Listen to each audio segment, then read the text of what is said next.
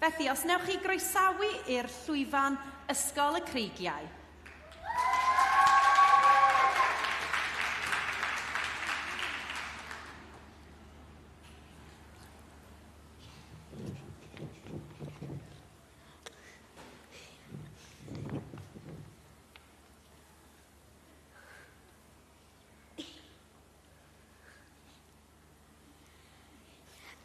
Ni yn disgwyl i ddod newydd i'r teulu. Babi!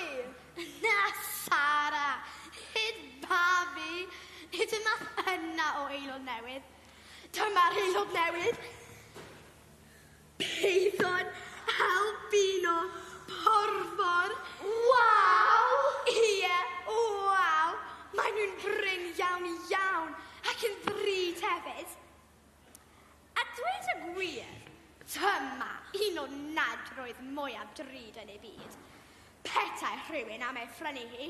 Be? Fel anifail anwes? Ie, dyna yn union oedd hi. Anifail anwes.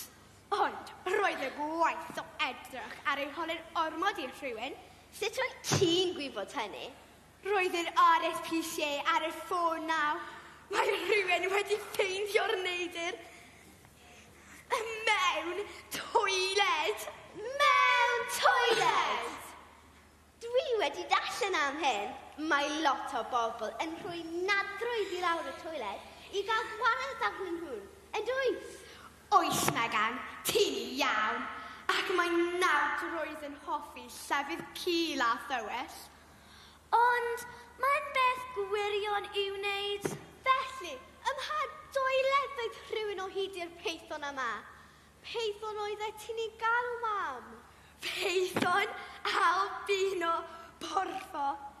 Yn lle bod yn wyn, mae'r neidr am yn troi'n rhyw liw porfo. Fel welwch chi yn y llun. Ond ym mha doiled? Cwestiwn da. Roedd y neidr yma yn hoeled.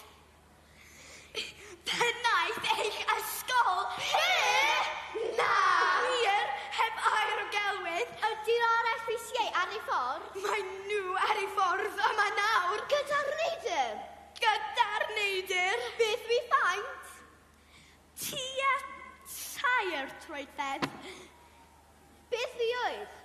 Ddim yn fabi, ond ddim yn oedolyn. Teenager felly. Fel Seb? Ie, fel dy frawd. Ydych chi angen help? Oes, mae nadroedd yn hoffi brigau i'w dringo.